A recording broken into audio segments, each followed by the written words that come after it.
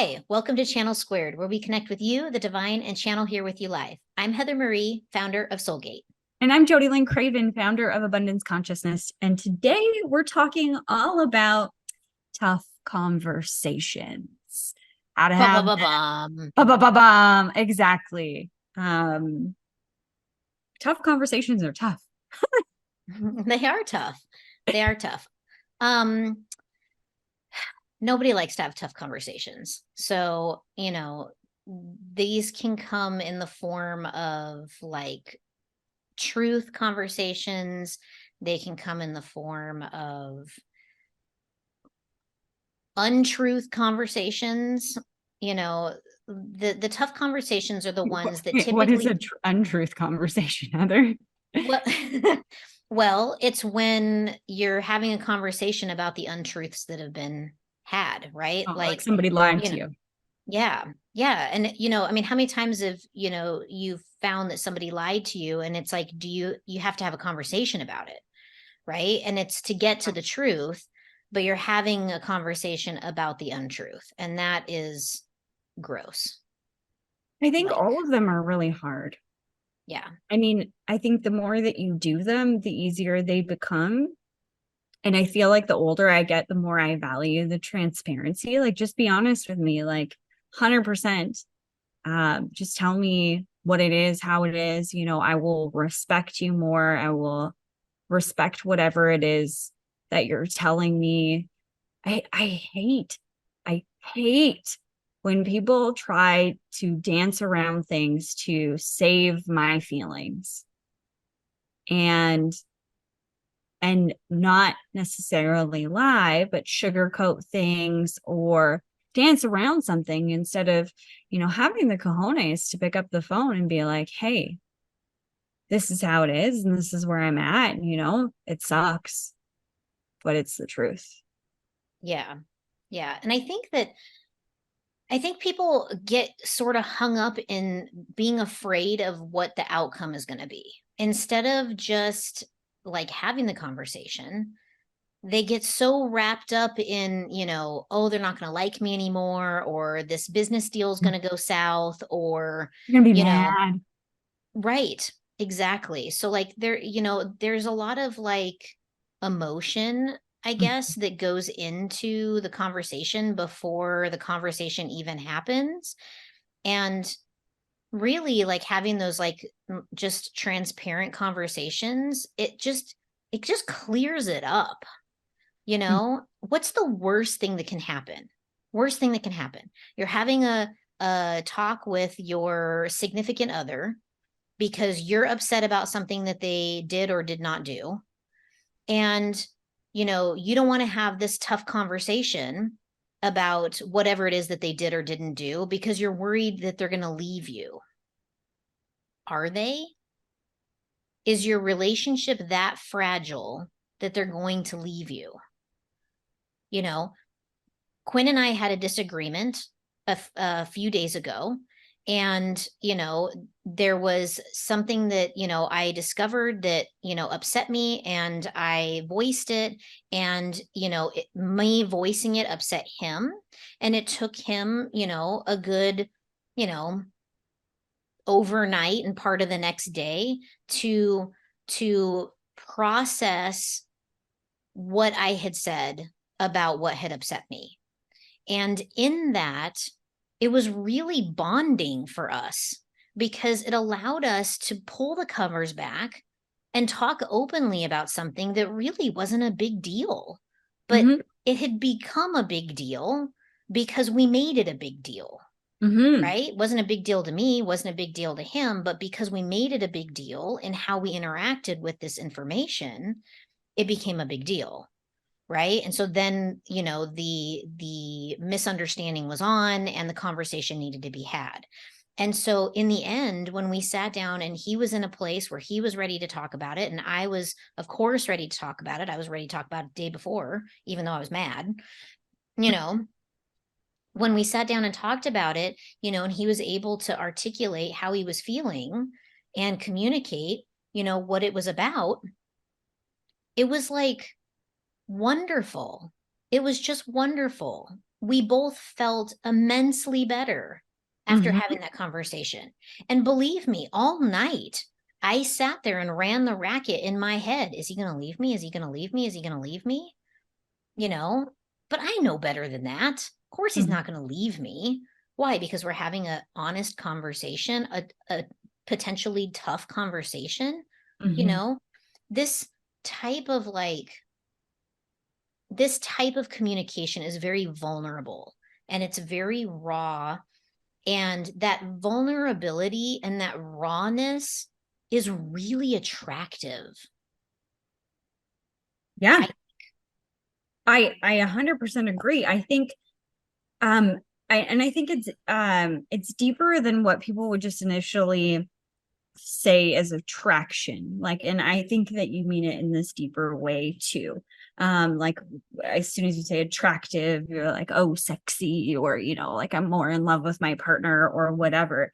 Um, but I think it is magnetic to other people when you expose yourself in this way, when you're this raw and you're real and you're like, hey, this is just how I feel, and this is the conclusion that I've come to, and right, wrong, or indifferent, this is just what's going on that I need to talk to you about. This is the way I see it. However, you tee up the conversation, but when you're open and you're raw and you're vulnerable, it's almost like the person that's sitting across from you, and I've been in both positions, being the one that's vulnerable and being the one that's being spoken to from someone in a place of vulnerability. And every time the individual that's sitting in the seat and listening, they want to wrap their arms around you and they want to love you and they want to hold you close, and like whether that's like a physical reality or it's just something that you feel from these individuals, because it's something that you're showing to this individual that you normally wouldn't show, and it's a piece of your heart that you're literally exposing to them, saying, I'm putting it all out there for you to see. And I think that's a heartfelt connection that is deeper than the eyes can see, and that people really gravitate towards, like, oh, this is something that's a big deal, and I need to treat this with respect, and I need to really open up. And it might not be that way at the very beginning, because sometimes we use shitty words, and sometimes we're like accusatory, you left the dishes on the counter and I hate you, or like whatever it may be. Maybe we're full of emotions and we don't really know how to express ourselves. That comes with practice and time and wisdom and all of these things. But if you keep at it and you allow, I think one of the things that's really important in the statements that you were just making is like Quinn gave himself the time to walk away and to process. And this is something that I have deeply taken on, especially over the last 6 years, of like processing my feelings before I blurt them all out. Because in my head, it's all like it's like a tilt whirl, like lights and all sorts of things going on in there, especially when I'm revved up about something and I need to sit with it. Like, why am I mad? Why am I upset right now? Why did that disappoint me? Why did that whatever? And get a handle on what I'm feeling and be able to articulate it in a way that I think that they will be able to hear. Because some people have trigger words, myself included, right? Like I think we all have trigger words, like things that will set us off. And if you know that about your partner or the person you're speaking to, you can speak to that. Now, having tough conversations, you might not have that ability to know. But if you're approaching it from a space of, kindness and love and compassion, whatever it is, you are the one that has to say something that's hard and you think they're going to be mad at you for it. Call a spade a spade. Talk about that. I'm afraid that you're going to be upset with me because I did this, this, and this, and these are the reasons why I'm doing this. And it's very disarming from the other side. right. I think that when you're having tough conversations, knowing knowing how to allow that space, that breathing room is really important. And so when you know that you need to have a difficult conversation, step one is to get your ducks in a row so that you can, articulate what it is that you are feeling and what it is that you want to express. Don't go into a what could be a difficult conversation unarmed with what it is that you need to express to the other person. Because if you go in there in a gobbledygook of mishmashed emotions, you're not going to be able to articulate what it is that you're trying to say. And it's going to come out sounding like you're irrational and erratic, you know? So, I encourage, take some time, collect your thoughts, write it all down if you have to. And Use a then best friend to hold the bucket so you can put it all exactly, in. Mhm. exactly. Like if you need to just get it out, get your bestie and be like, I need you to hold the bucket for me. I just got to get it all out. Get it all out and then go, okay, what do I want to say? And what is the outcome that I want to have come out of this? And for me, in the example that I gave, with Quinn and I the other day, I just wanted us to communicate about it. I didn't care what the actual outcome was. The main outcome that I was after was the conversation, Yeah. the clarity and the understanding of, what he was thinking about it. Yeah. And so, so for me, that was my intention in having the conversation. I could have just ignored it and not said anything, but I knew it was going to eat me up unless we had a conversation about it. So I got clear on, what it was that I, wanted to say. And then I got clear on what the outcome was that I was shooting for. And then I went in and, said what I said and waited, and there was several hours overnight even where I was going, oh my gosh, did I do the right thing? Because I'm now emotionally invested in, is he going to say something or not? You're just waiting, Exactly. waiting. Yeah. But, I also understand that, you know, especially with men, they will tend to like go into their man cave and process whatever it is that they need to process through. And then eventually they'll come out and they'll say something. You just have to give them the space to do that. And as women, it's very hard for us sometimes to give that space because Yeah. we are like, once we're in that confrontational mode, we're like, we're getting to it right now. Yeah. Like Let's we're stick to the throwing bottom of down. this. Yeah. Exactly. Like, Yeah. give me the answer right now. I And want to so, know.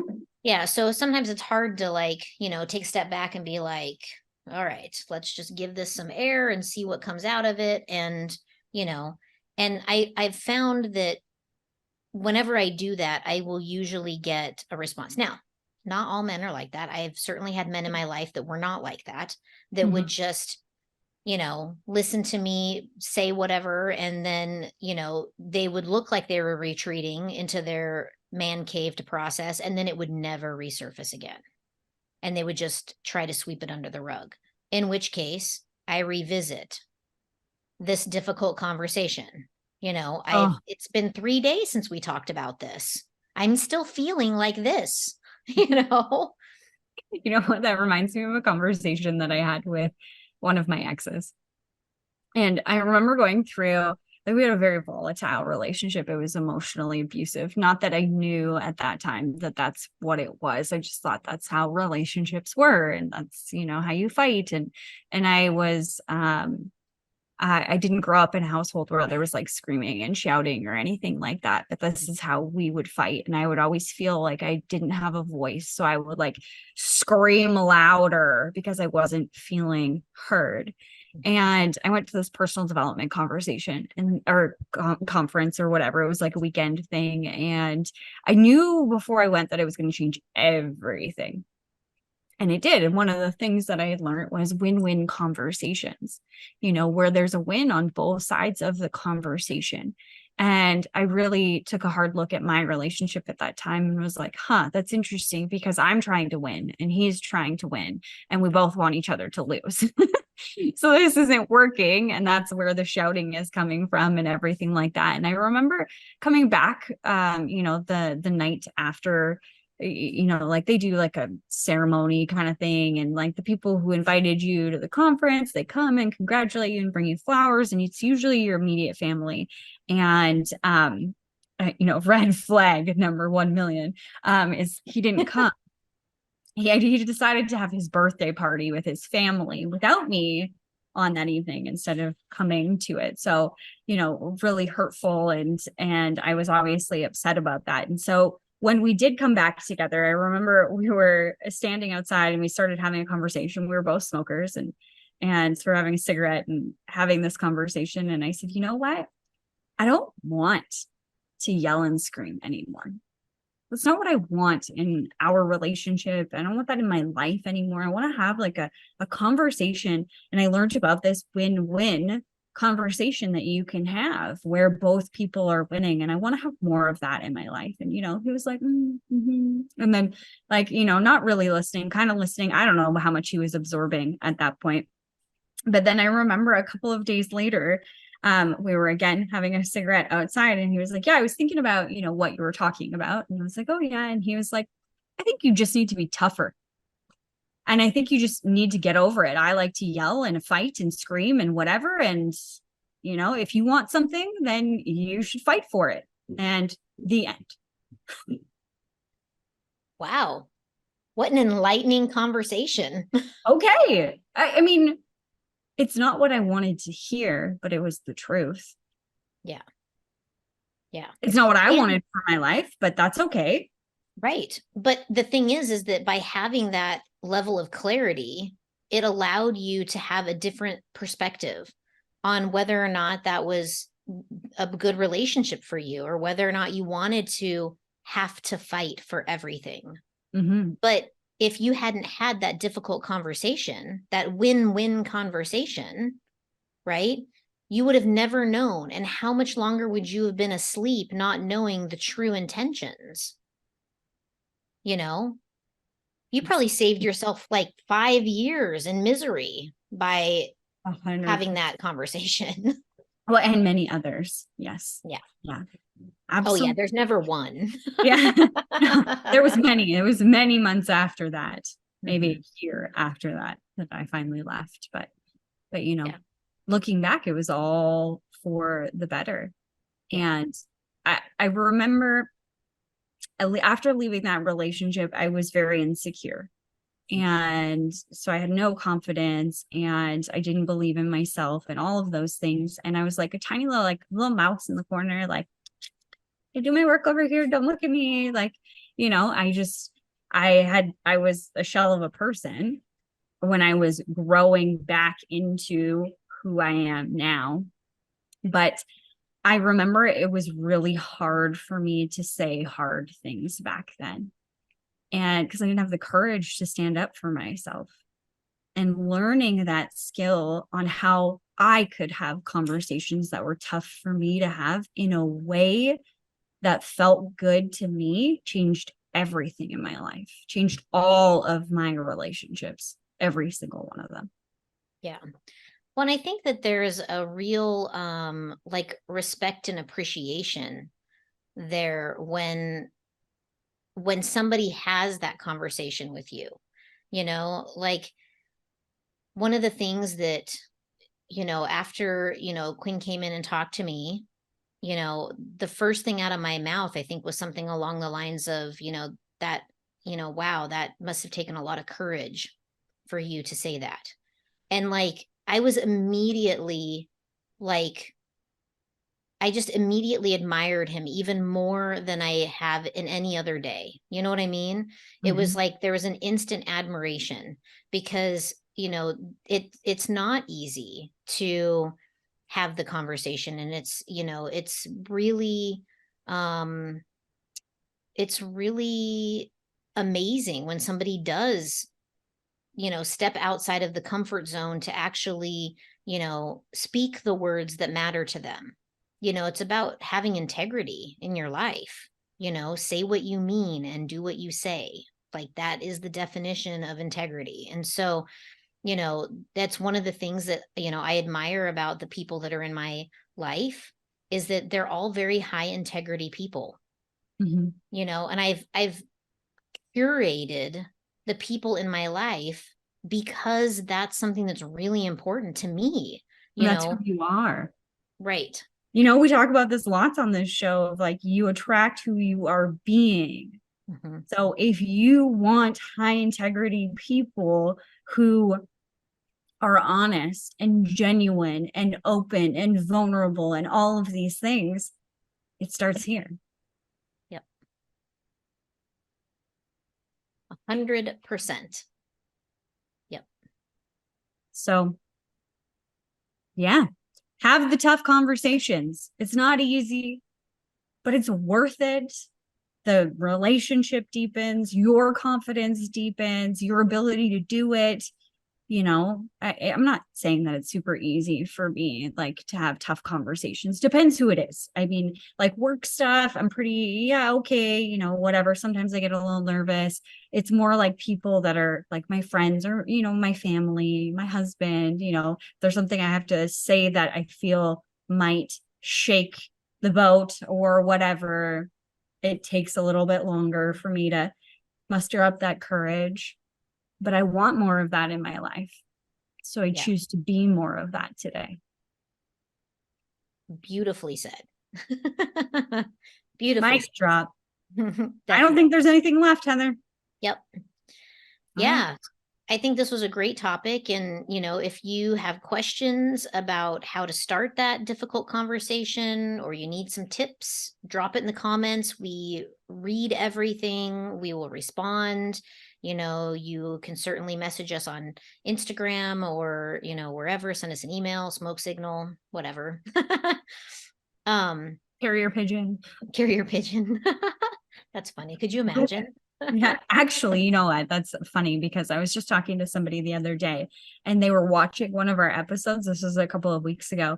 And she messaged me and she was like, were you guys doing that live? And I was like, what? You know, whatever, right? We were having this conversation and she was like, I swear I would type a question and then Heather would ask said question.